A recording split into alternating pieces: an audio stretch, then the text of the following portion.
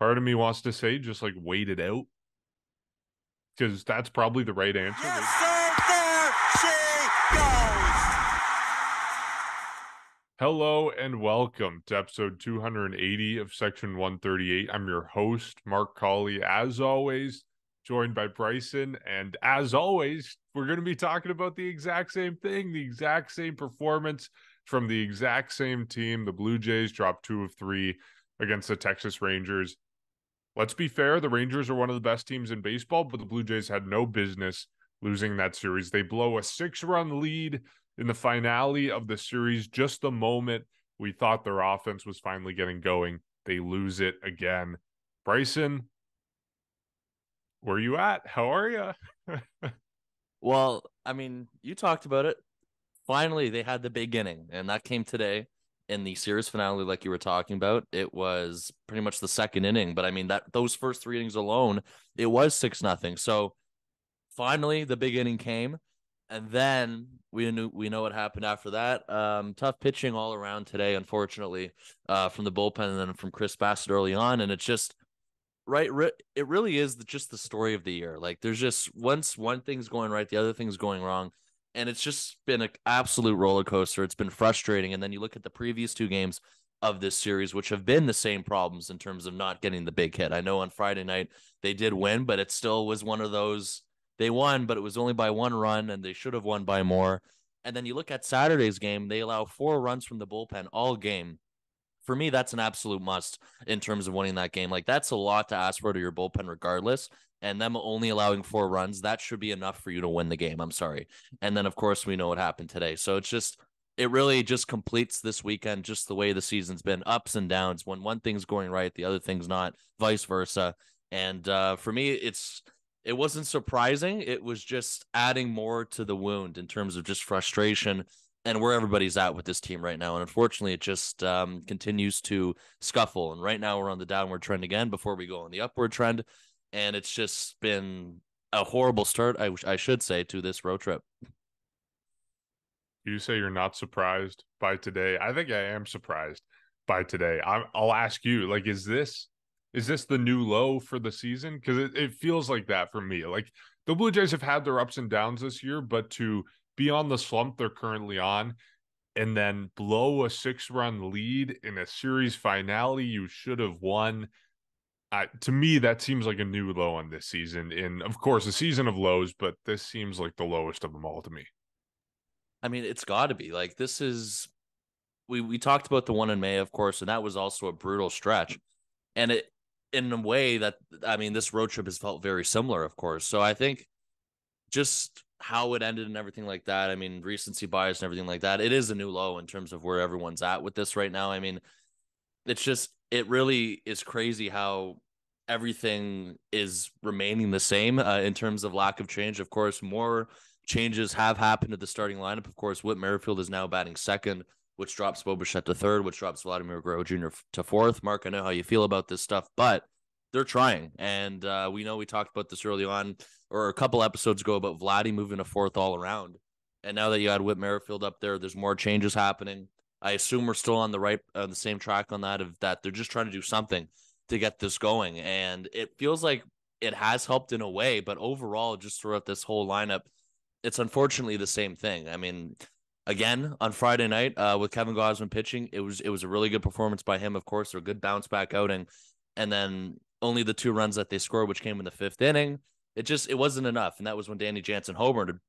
And Danny Jansen has pretty much been the guy so far throughout this road trip where you're relying on him to do everything. I mean, he had a couple big hits in the Baltimore series prior, despite them losing 2 out of 3. A couple clutch moments through him, and then of course he does it again in the 5th inning on Friday night. And that was pretty much one of the only things that they can rely on offensively right now would be Danny Jansen, along with a couple other guys. And then of course on Saturday, once again, it's just allowing 4 runs from your bullpen on a bullpen day. That is a success, and that is something that is just unacceptable of how you don't win that game. Of course, it's just lots of the same, lots of opportunities for them to score, and they just couldn't get the job done. And then it's just more frustrating because of how it ended today, where they were getting the big hits. I mean, it was crazy. Finally, for me, it felt like really the last time this team has had a big inning For me, the one that comes to mind is when a position player on Tampa was pitching last month. That was the last time I really felt good. Not even good, but that's the last time a big inning was just, it comes to mind right away for me. And then, of course, they go out there today. One of the first times in a while that they've been doing that. Of course, over the stretch throughout the year, I think they mentioned on the telecast, they're only averaging about 3.5 runs, or at least throughout the recent stretch that they've been on. So they do that in the second inning with 4 runs, and of course they score in the first and third as well. Everyone was contributing. Of course, Whit Merrifield at the top of the order. Dalton Varsho's continuing to play better. Bo Bichette, another double. Spencer Horwitz, who made his MLB debut over the weekend, who got called up prior to Friday night, made his debut as well today and was finally recalled to the roster. So he got on board with a couple hits and, of course, a ground out, which was an RBI. So they were contributing on that part. And then it's just Chris Bassitt, unfortunately, a second straight start now where he hasn't looked exactly like himself. And he was getting hit very hard. And, of course, something where the Jays were forced to go to their bullpen, I'm sure, way earlier than they anticipated because of the day before in the bullpen day. And then just knowing Chris Bassitt, you're expecting at least 5 or 6 innings from him on a really good day or even on an average day. And that did not happen today. So you felt the game really, it really did swing very quickly. And when the Rangers got on the board and when they inched closer and closer, I'm sure all of our confidence completely dropped. And then when they eventually did take the lead in the later innings, for me, just the way this season's been in terms of lack of coming back. I mean, there has been a lot of situations where this team has not come back pretty much most of the times that they've lost. For me, I thought the game was over right after the Rangers took the go-ahead run. And that was before they poured it on to make it 11-7 at the final score. But before that, there was no confidence for me whatsoever. I mean, it's just when the game became closer, especially in the series finale today, there's still, as much as they did put up 7 runs on the board, it just felt like they were still missing that in terms of, I guess just fighting to get the game back. And I mean, it's one thing that we haven't talked about a lot, or we haven't seen a lot as well from this team coming behind. And then when you watch the Texas Rangers do it, who you did mention are very good, of course, continuing to lead the AL West, you see them do it like it's nothing, and then they just pour it on. And that's something where it's just frustrating because that's something where you'd also like to see this team have in terms of fighting back and everything like that. It hasn't been the case, unfortunately. And it's just a lot of the same problems for majority of this road trip and majority of this series, of course, besides today on Sunday. It's just the same stuff in terms of lack of at-bats or lack of good at-bats. And even other than that, just lack of defensive plays as well. I mean, Chris Bassitt, yeah, he wasn't very good today, but he also wasn't helped, or the defense behind him didn't do himself any favors. Of course, he only had 3 earned runs. And there was just some sloppy play as well happening, even on the bases. Like, it really was some issues that we saw the last stretch they were on where they were terrible, where it kind of came back this weekend in terms of sloppy base running and just bad defensive plays that we've been seeing. I mean, I think there was the one earlier today, right away on the Sunday game, where Vladimir Guerrero Jr. gets caught up between first and second. Bo Bichette also kind of froze a little bit, which maybe impacted Vladimir Guerrero Jr.'s decision on that. Either way, no matter who it was unacceptable. And then there were just some other things throughout the series where you just look at it and it goes against everything that we've talked about in terms of what this team was trying to accomplish. And then you look at it as well at the end of this series. This is another good team that they played.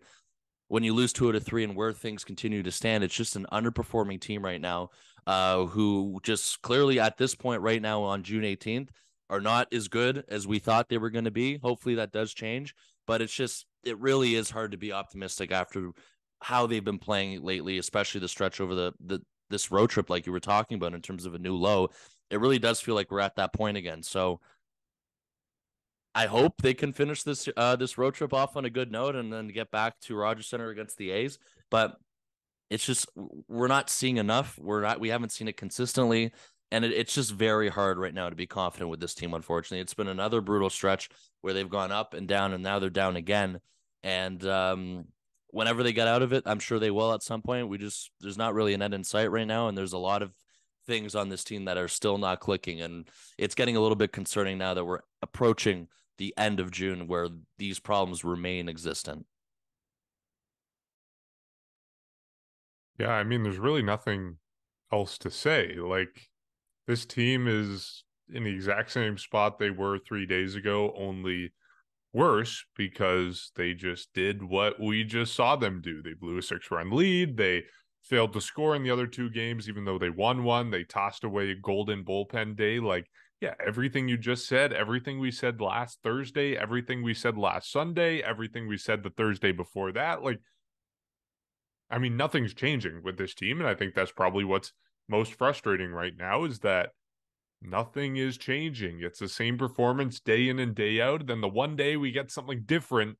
Today, Sunday, the finale, they managed to screw it up and make it just as painful, if not more painful, than any other game. So, yeah, I mean, optimism is the farthest word from my mind right now. And same thing for you, and same thing, I'm sure, for every single baseball fan, Blue Jays fan out there. Optimism is not what you think of when you think of this team right now. You think of, I don't know, maybe torture is the first word if we're playing word association right now with the Blue Jays. Like, put my head through a brick wall. Maybe that's the word I would use. Like, this is, anyways, it's brutal. Speaking of brutal, Vladimir Guerrero Jr. appears to be just disintegrating before our eyes. The series that he had after, a slump, we've been talking about it. He has not been himself. Might be his most brutal of the season. Maybe the most brutal of his career. I mean, I don't know what's going on with this guy, but we've been over the offensive numbers time and time again. It now seems like the offense is trickling over into the defense and the base running. Just to give you a picture of what happened this weekend with him. Thrown out at home in the first inning on Saturday. First inning Sunday, he's picked off from first base. He makes a throwing error, bottom of the third. And then he ends the second inning with swinging on a ball in the dirt.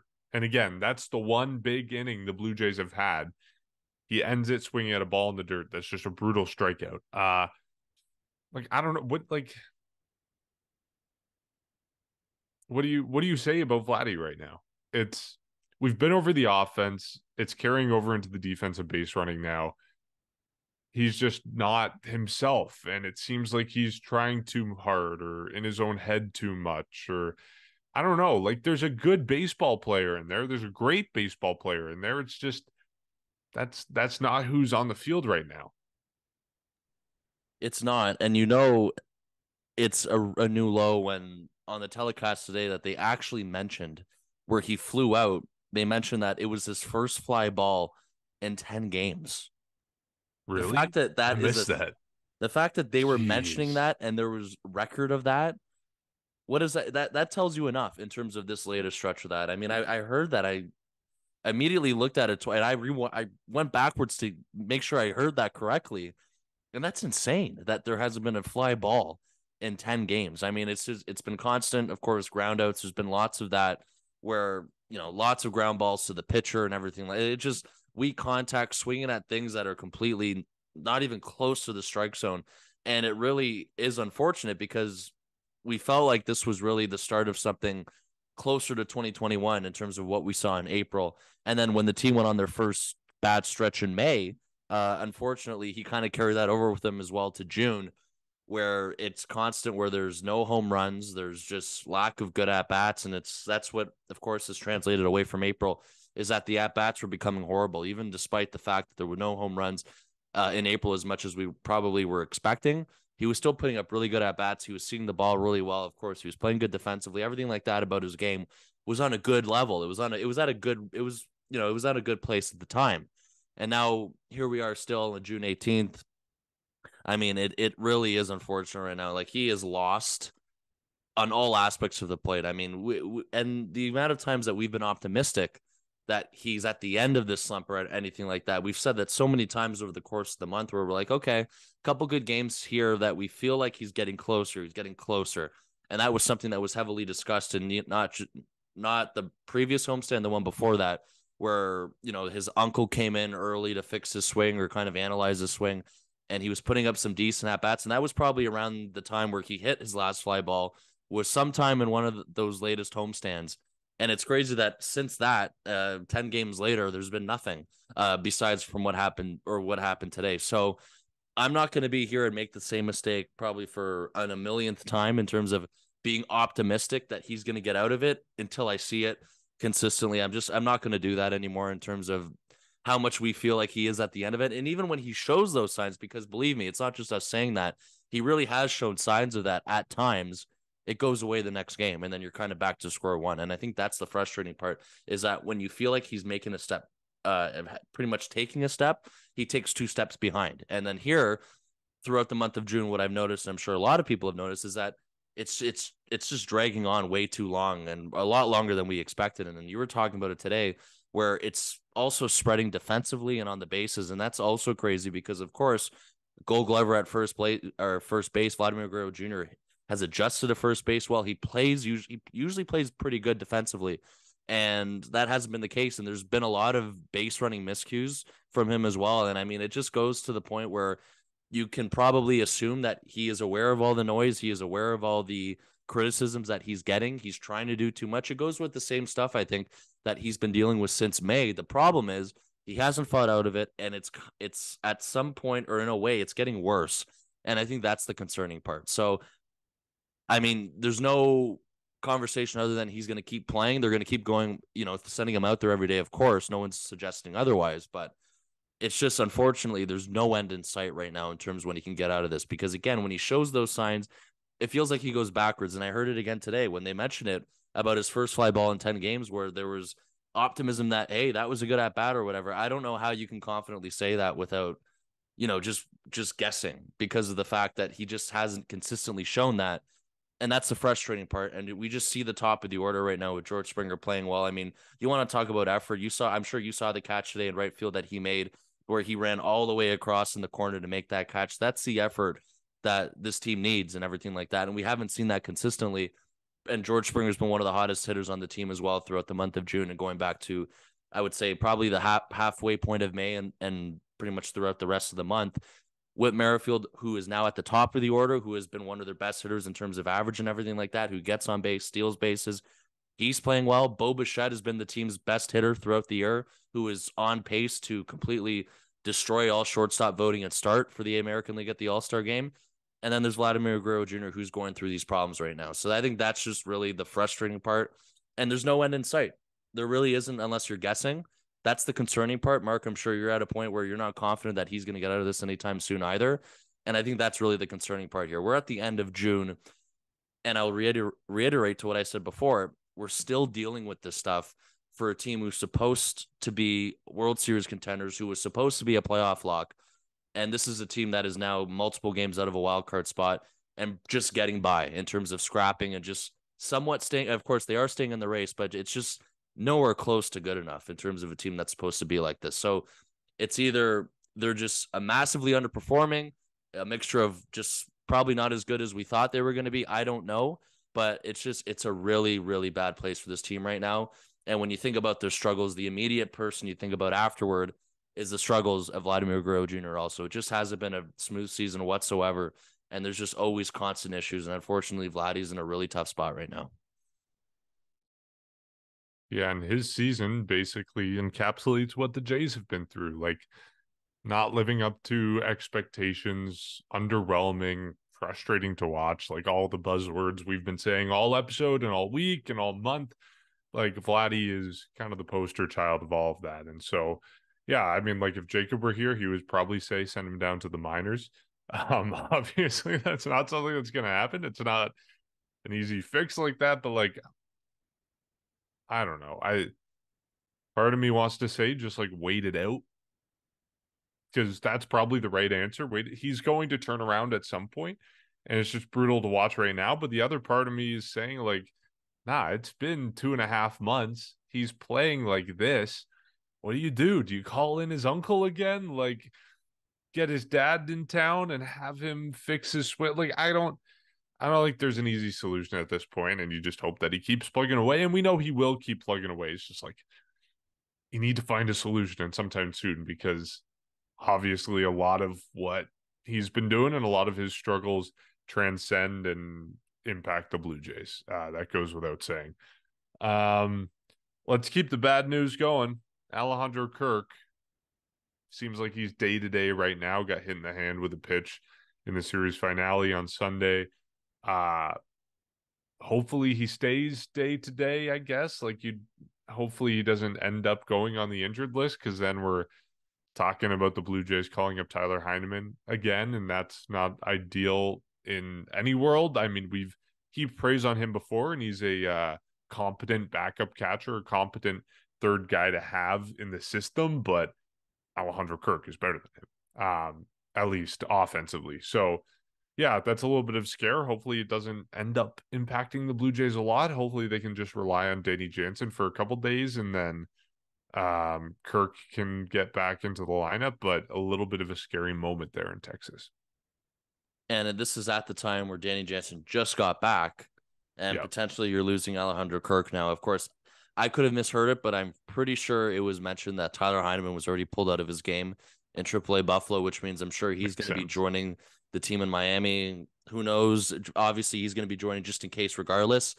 Who knows how long it takes before there's a decision made? It might take a couple days before we see that. But yeah, it wasn't good today in terms of when he was hit. And it was awkward because it looked like he was bleeding when he got hit. And it was kind of an awkward thing where he bruised his wrist or hand, but it was also bleeding at the same time. So I'm not sure how that all went down, but it was definitely an odd kind of injury where you don't usually see somebody get hit in the hand and then they start bleeding. So there must have been something else that happened on that play where he kind of went back, or something with his hands being jammed, whatever it was. It was just something where it was weird. It was kind of rare to see. So it's a little unique by the sounds of it. Of course, nothing was fractured, which is the good news, regardless of what happens, because that's just going to mean it's more of a lengthy IL stint. But yeah, it's just a current thing where they just got healthy with Danny Jansen, and it looks like of course, there's a chance now where that doesn't remain healthy in terms of the catching position overall because of Kirk. So, I mean, a Kirk, unfortunately, as well, who hasn't had his best season at the plate or anything like that all around. And now that if he might have to sit for 10 days, and you got to rely on Tyler Heineman again, who is a great third catcher, what you talked about, Mark, where we've praised him. It's nothing against him. It's just, it's not ideal to lose somebody like that, especially Kirk, who hits in the middle of the order usually. That it just, unfortunately, it doesn't ruin your lineup. It hurts your lineup. And just all the factors that we've mentioned throughout the show. And of course, with Vladimir Guerrero Jr. last topic, it doesn't help at all. It all really connects together in a bad way. If they do lose Alejandro Kirk for some period of time, if it's at least 10 days. So I guess it's kind of a wait and see approach until we find out more either on Monday or Tuesday when they're in Miami. I'm sure that's when we're officially going to know what's going on in terms of that. And then, of course, it's just the bearer of bad news where things continue to just trample on and trample on. I mean, we're already over 24 minutes in, and there's not really one good thing that we've said so far throughout this episode. So that's just really the state of the team right now. And you don't want to lose Alejandro Kirk. Of course, he is a key piece of this team, regardless of how good he's been this year. Unfortunately, it hasn't been the same. But of course, there's always, there's always the chance that he can also turn things around. And there's also just a couple things that he's working through right now behind the plate and everything like that. So that all kind of just pauses if he goes on the IL or if he has to sit out for a significant amount of time. So you're hoping it's the bare minimum and you see him at some point throughout this Marlins series. Okay, I'll challenge you. I'll find one good thing about the Jays this series. You find one good thing about the Jays this series, and we can spice it up with some positivity because you're right. It's been nothing but negatives. I guess the positive connected to this conversation for me is going to be Danny Jansen. The good part, or I guess the silver lining to all of this, is that even if you are losing Alejandro Kirk for a couple games or 10 or 15 days, whatever it may be, Danny Jansen is hot and he's healthy. Like if this was coming a week ago when Danny Jansen was healthy, or whenever he came back off the IL 10 days ago, whatever you want to call it. If this is coming when Alejandro Kirk is still on the injured list, then the Blue Jays got a really, really big problem because then you're reaching down to your fourth string catcher, who I don't even know who's kind of the fourth line of defense for the Blue Jays. Like Rob Brantley, but he's not on the 40-man roster. So yeah, so a mess regardless. And we saw Brantley in spring training and it wasn't so great. So like, yeah, the silver lining to all this is Danny Jansen is healthy. And not only is he healthy, but I mean, he's on fire with the home runs he's been hitting. In another one in the first game of this series, which is all the runs that the Blue Jays got back-to-back days. And the only runs they got were from the same person. It's their catcher who's hitting bottom three in the lineup. Ridiculous. But anyways, that's I guess the silver lining. That's the positive that I'll pick out from this series. I challenge you to find one positive thing about what happened this week. This week overall, or just this last series? Are you This talking about the series, week? Oh, Rangers, this past Texas. series. I mean, Yeah. I'll probably just because I said it already. I'll probably stick to it with Springer. But of course, he wasn't Okay. Yeah. great offensively all 3 games, but it just the little things that he did this series I thought really stood out. I mean, I mentioned the catch he made, and other than that, there's been lots of solid contact from him. There's been home runs throughout the entire road trip. So, I mean, we've talked about just it was weird how his season did start, but he's really picked things up, and he remains at the top of the league in terms of a lot of stuff. Like he doesn't strike out a lot. And of course, he doesn't chase as much either. He's pretty much all in the top percentiles and all that. And I think the other thing that we kind of overlook is that he still is a pretty fast player in terms of his speed. I don't think that's something that we talk about a lot. And of course, I'm not saying he's the fastest on the team, but he's also not slow. And that, of course, translates to what he's done defensively throughout this year. And offensively, again, he's heating up for the top of the order, which is good. I mean, he had a good game today, as much as or pretty much what we've talked about, but he had a really good game today at the top of the order and everything like that. So I'm going to stick to him on that just because as much as the team is not in a good place, he's still going out there and just, hustling and playing well and just, sticking to his game and everything like that. So I got to give him probably the highlight throughout this series. And of course, even if you want to expand on that, the entire road trip. And of course, there's probably a couple other guys that you could talk about. Bo Bichette, Whit Merrifield that we've talked about who've had key hits. Dalton Varsho continues to play better throughout this road trip, or pretty much throughout the month of June. I think he's hitting to over 300 in the month of June. So there's a couple other people that you can definitely acknowledge on this. It's just the problem that just overall, again, the team results aren't translating. And I think that's just the frustrating part. But of course, a very select few who you can really highlight throughout this, especially throughout this stretch here, throughout this road trip, and then of what happened this weekend in Texas. Yeah. Varsho is definitely one of them. Another guy I was going to mention was Kevin Gosman. I mean, just another very, very solid start from him. As much as you can't really praise like what Richards did, although that bullpen day ended up all right on the pitching side of things. And you certainly can't praise what Chris Bassett did. Just kind of another clunker of a start from him, which just adds to the Blue Jays' woes. But at the very least, they got a good start from Gosman, and at least they didn't waste it. Even if they didn't support it offensively, the Blue Jays still managed to pull out with a win in that one. So that's, I guess, a little silver lining to all of this to add a little positivity to the podcast. Let's go to our mailbag for a second. We haven't done this in a while, but again, you can join our Discord. The link is below this episode, and you can contribute to our mailbag. You can chat with other fans of the podcast and other Jays fans. Of course, we've got about 75, 76 listeners, so I encourage you to join that. But just to give you a couple thoughts from our listeners, Naden asked, does this team need a trade to shake things up and spark a shock into the team? I mean, we're kind of getting to that point. It's June 18th. We're, 6 weeks away from the trade deadline. So it seems like we're kind of entering the territory where that sort of thing is realistic. We do say this every year, but if you make a trade earlier than other teams, you're probably going to be paying a premium. Like I think it was the Trevor Richards trade a couple years back or last year. It all blends together. Trevor Richards, where Rowdy Tellez.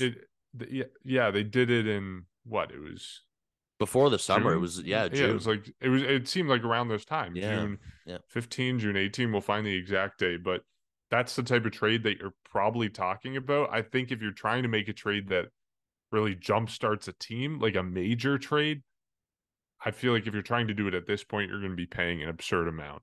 So I'm not totally sure that's the answer for the Blue Jays. I also don't know if that would really fix things or wake them up or anything like that. Like, I don't know. Sometimes I eat my words on this, like last year with Charlie Montoyo being fired, and it seemed to work to wake the team up. But I really don't believe in those sort of things, those sort of like atmosphere changes to get things going. Like, I don't know. It seems like baseball is a game of luck. You're going to have runs like this. You do eventually need something to snap you out of it. But I don't know. I don't really think a trade at this point is the answer. Like, obviously, a trade to make the team better, yes, but a trade to change the clubhouse culture or wake the guys up, like, I don't know if that really does anything. And if you're doing it at this point in the season, you're going to be paying a whole lot in terms of prospects. And yeah, that Trevor Richards trade on July 6th, 2021. So not quite as early, but I guess, still kind of before that optimal trade window after the All-Star break, before the trade deadline. But anyways, those are my thoughts on that. Bryson, what do you have to say about a potential trade to wake the Jays up? it's not good when it's a trade to wake them up. Yeah. It all blends into how this is kind of all happening. And I mean, another early trade that they have made in the past where it was similar with the bullpen was Adam Simber. That was on June 29th, 2021. So if you want an example of an early trade, there's another one right there for you, which happened, of course, in 2021. And that was also when they got Corey Dickerson as well. So I don't know if it's going to be that early. It's hard because there hasn't been a lot, like it's slowly coming out there, but there hasn't been a lot of, I guess, early candidates that could be moved where people have been talking about it. But I mean, when you look at this lineup now and when you look at the offense, when you really look at this all together, we talked about this the last episode. You went over all of the stats and everything like that. And when you read them out, they actually weren't as bad as how it's looked, which was definitely surprising. I think the one part which has really stood out because it's been highlighted quite a bit throughout the last couple of days, even on the telecast, is that this team is lacking in terms of batting average with runners in scoring position. That's number one. And number two is the lack of home runs that they have hit. I think it's less than 90 compared to pretty much what other teams have been at. So that's considered more, I guess, lower for teams that are supposed to be, again, World Series contenders, which again isn't awful though at the same time. It's kind of just if you know what I'm talking about. So, but is not good enough for a team like this, which we've been trying to talk about, and which has been the most frustrating part about this season here again, which is brutal. But anyways, when you talk about early names that can be traded, like you look at it now, it's hard to kind of pinpoint where, because it's just this team has been solidified since like the spring in terms of there's not really one of those spots where you go, that guy might not be here for the entire year in terms of one of like the starting nine. You talk about Whit Merrifield, who has played really well. I think maybe that was the closest question mark that you had at second base, but I mean, he's solidified. He might be going to the All-Star game. So when you really think about something that they're going to do,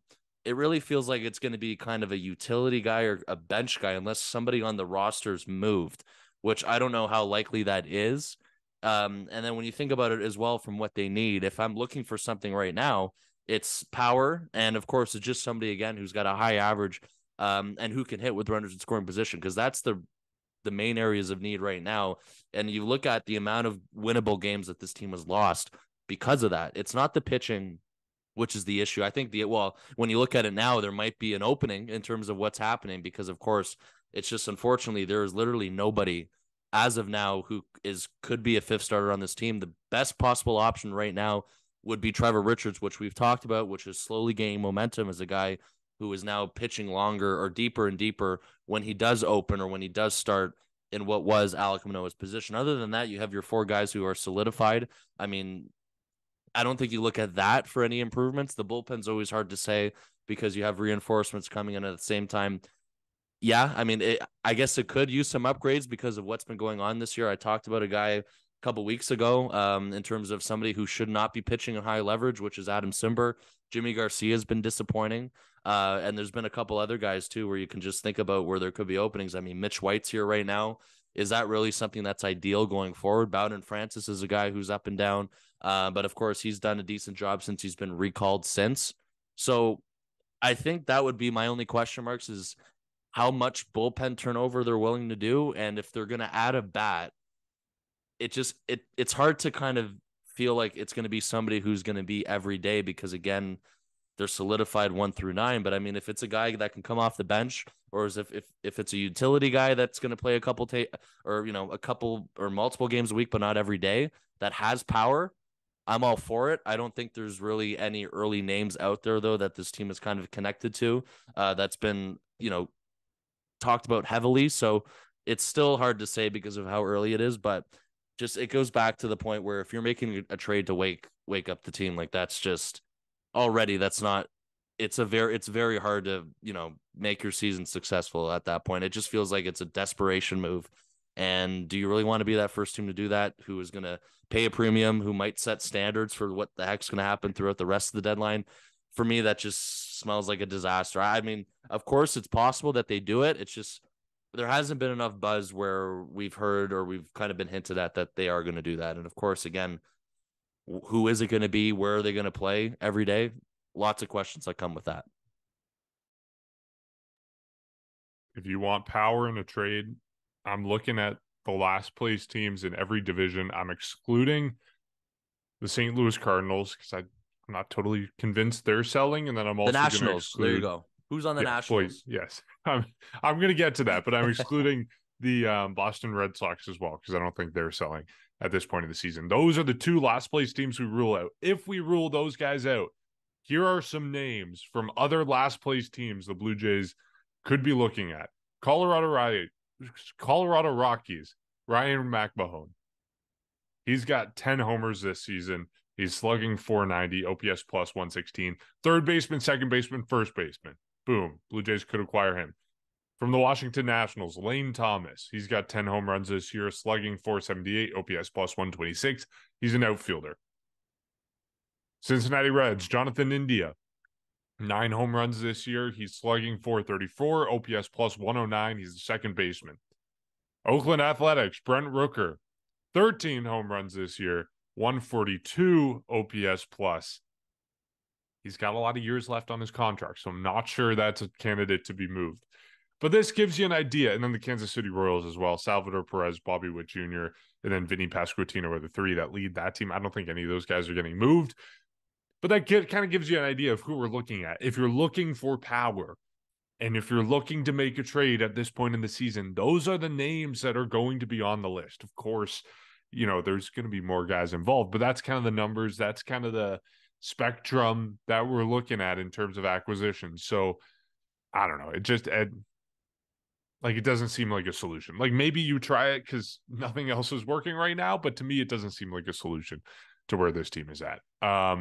Okay, to get to another one of our listeners' thoughts, this is from Eric. They write, this offense, man, I knew we were trading away offense for defense, but man, I didn't think it would be this bad. I think about a team like the Phillies last season, made the World Series with 0D. IDK, what to make of what is going on? Honestly, thoughts are everywhere. Like today, they score a lot, but the pitching fails. I have no answers. I only have a million questions. Exactly where I'm at.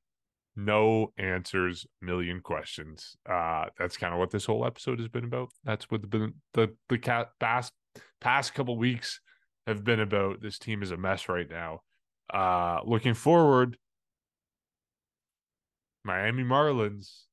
Let's set the table with the Marlins. They are 41-31. They've won 4 in a row. They are 7-3 in their last 10. They've had a lot of easy teams lately. They've played the Nationals, the Mariners, the White Sox, the Royals, and the Athletics in the month of June. The probables, Monday night, it's going to be Jose Barrios versus Brian Hewing, 3.12 ERA. Tuesday night, it's going to be Yusei Kikuchi versus Yuri Perez, who's been absolutely phenomenal in 7 starts this year, 1.8 ERA. And Wednesday night, it's going to be Kevin Gausman versus Sandy Alcantara, 4.97 ERA. Bryson, what are you going with? What's your series prediction? Well, you talked about it that the Marlins are 40. Like this is not going to be a walkover. From I guess what you remember the Marlins at right now. Like they're playing pretty good baseball right now. You talked about it, as much as they've been playing easy teams, they've been getting wins. So it feels like it's going to be another test for this team to end off this road trip. I mean, you talked about what's going on Monday, Tuesday, Wednesday. With Sandy Alcantara, if this was last year, I think I'd be a little bit more concerned. You look at his numbers this year, he has not been the same pitcher. So you got to be optimistic about that game. And then, of course, with what he talked about with Barrios and Kikuchi going game 1 and game 2, I mean, Jose Barrios is locked in. I'm definitely betting on him to get the win, of course, from what's going on Monday with Kikuchi. You talk about Perez, though. He's only made 7 starts, but in those 7 starts, he's been very good, like you've been talking about. And then Wednesday with Gausman, you got to feel confident with. So I'm doing it again. I'm going to say 2 out of 3. I'm going to say they win Monday and Wednesday. They lose Tuesday. I was so close to being correct, and I felt very good about it when it was 6-0 today on Sunday in game 3. And we've talked about throughout the episode what happened, so we don't need to completely recap it. So I feel like I'm on the right track with these predictions, as much as it's been a little bit rough over the last couple series. But of course, that also means that this team's in a very bad place because I'm very optimistic with my predictions. So 2 out of 3, I'm going to do it again. And let's somewhat salvage this road trip, come back to Toronto. 2 out of 3 over the Marlins. I think it's possible. Let's see if it happens. Yeah. and then you come home to Oakland, right? which should be a sweep, right? Yeah. So like The maybe Vegas you A's, could yeah. maybe you could say that's a turning point for the Jays if they win this series against a Oh, good wonderful. Marlins team because the pitching probables line up and then yeah, you pray that you sweep Oakland and then boom, you're back in business. Maybe that's what it takes. Maybe it takes a couple series against the Marlins and the Oakland Athletics. I don't think that's what it takes. I'm going 1-2 again. They win the final game of this series. They win with No. Kevin Gausman on the mound. They lose the first two games. I can't predict this team winning a series right now. Like I don't care how the pitching Yeah. lines up. It's not. There's no. There's no like. There's no world in which I'm going to sit here and say they win a series. They're playing Yeah. terribly right now. Yeah. There's no way I predict a series win. No way. And if that's the case, here we are Wednesday night, Thursday night, whatever it is. Yeah. I'll be talking about the same issues again because they Exactly. lose the same way every Precisely. time. So there we go. Yeah. Let's hope we can get out of that. Yeah. And then maybe things turn around on the weekend in Oakland Oh, against Oakland at home. Like even you're really down if they bad lose this relying on series, Oakland. maybe it's Oakland. I'm pinning my hopes for this season on that Yeah. Oakland series. If they don't win if they lose that series against Oakland, I'm calling it season The over. season starts on Friday. Yes, I agree. If they lose the Oakland series, it's done. Like there's no. Yeah, it's. I mean, I say that, and their Oakland's been hot. They won 7 in a row, right? So Yeah, it's like I don't 7 know. or 8 in a row. Yeah. Yeah, proving that they shouldn't be moving to Oh my Vegas, God. What have we which come is to? another Yeah. can of beans that we're not going to get into. Um, yeah, okay. Yeah. We have nothing from Jacob. Hopefully he's back on the podcast. Wednesday night or Thursday, whenever we record, because the Blue Jays do have an off day on Thursday. Maybe that's the reset they need. Okay. As always, you can support this podcast. Buy us a coffee, our Discord, our Instagram, our Twitter, our TikTok. It's all linked below this episode, and you can find all our stuff there. Yeah, give us a rating and review if you want. We're better than the Jays, at least. I would hope We'll so. catch you. I'd hope so. We'll catch you later this week.